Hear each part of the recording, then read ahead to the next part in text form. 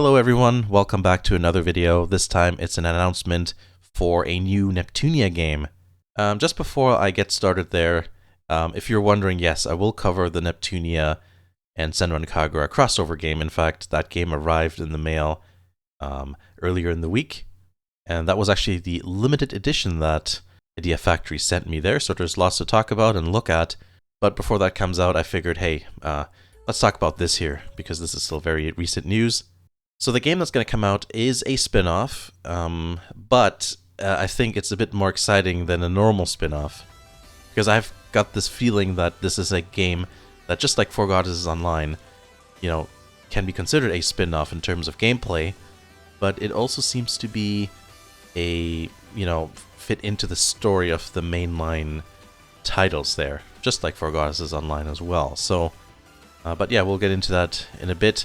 The game itself is called Hyperdimension Neptunia Sisters vs. Sisters, which is quite interesting. It does sound like the sisters are gonna fight each other or something, but that doesn't seem to be the case with what they say in the story here. So it's a PS4 and PS5 game that's gonna come out in Japan in April 21st, 2022. And then apparently it says there will be a regular edition at 8,580 yen, and then a limited and digital deluxe edition, which will be 12,100 yen each.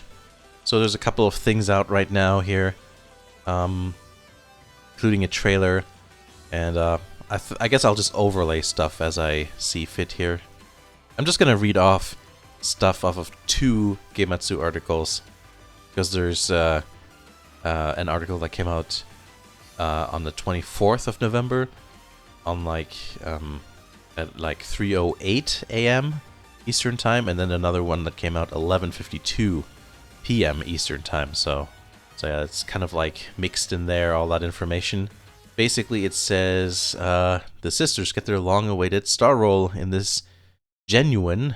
I don't know why they say genuine, as if there's fake Neptunia games. But anyways, it says the genuine Neptunia series spin-off. Four younger sisters rise up to take back their share of the portable game market stolen by the mysterious smartphone called Magiphone or Magiphone. The character models that decorate game scenes are all new, which is excellent, and the characters are cuter than ever. So yeah, all good news there. In addition to a battle system that combines action and strategy, the familiar goddess transformations and EXE drive systems return, allowing players to enjoy dynamic battles.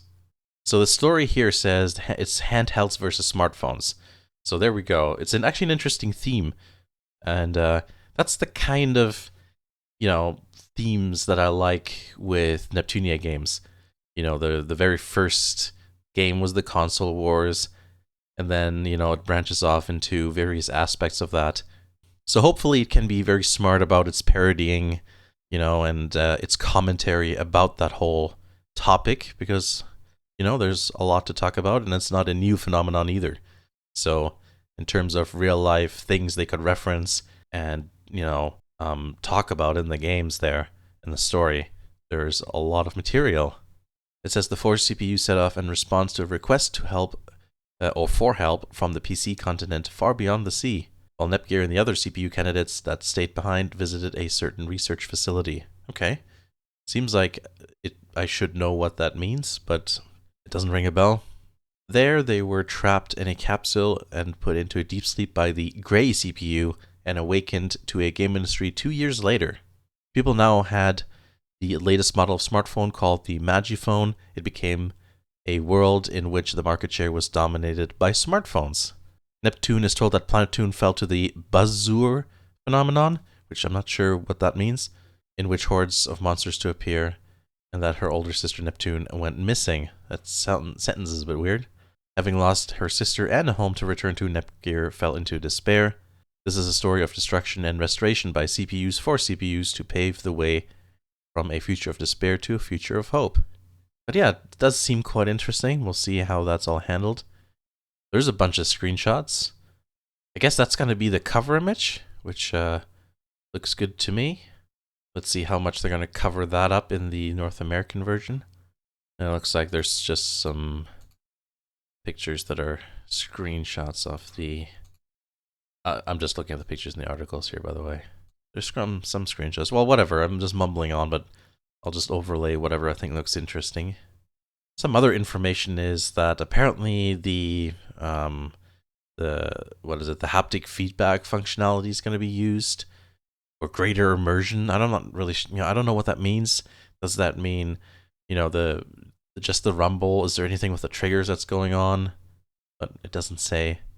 What I find interesting is that the description of the gameplay is very much in line with For Goddesses Online, which I think is great because I've wanted that to be expanded upon. Let's see what it says here. It says that 3 party members fight in real time, and I'm pretty sure that is the case with For Goddesses Online, that there's 3 characters at once. I don't know, for some reason I have this memory that it is 3 characters at once, but I don't know. I'll overlay, I guess, some videos so you can see if what I said was true or not. It says you're controlling one character here, and the ones that you're not controlling will kind of do their own stuff. So that also sounds For Goddesses Online-ish. You can switch between characters. There's like combo skills. I guess it also skills, it says, that are linked with other characters. So like paired sort of deals there we've seen in other games. And then there's something called tactical skills, which just seem like special attacks. It also says fields can be freely walked around and explored. So yeah, it does also again sound like For Goddesses Online, where you can just roam around. And the dungeons do look quite good from the very few pictures we've seen. So I'm looking forward to that. Unfortunately, it's going to be like 5 months away until it releases in or in Japan rather, and I'm sure it'll be released in the West like every other game the Neptunia series does. So I'm assuming we're gonna have like a summer release in 2022. And basically what I'll do is I'll take a look and or just have a look out for any updates on this game, whether it's for the Japanese version or hopefully an announcement for the Western version, and then I'll let you know how that's going. But yeah, I'm quite excited. I'm happy to see the little sister characters again, and also, once again, Nepgear, my favorite character, is in the limelight. I'm excited to see how the story will be. I'm also very excited with the gameplay because I am a fan of how For Goddesses Online is, so if they can get it refined, not so hella buggy, then, with all those weird things that were going on and the performance issues, then I think this is a very, very good, perhaps, look at the future of the series in terms of how the games are going to look and all that. So let me know what you think. Thank you very much for watching, and I'll see you again in the next video.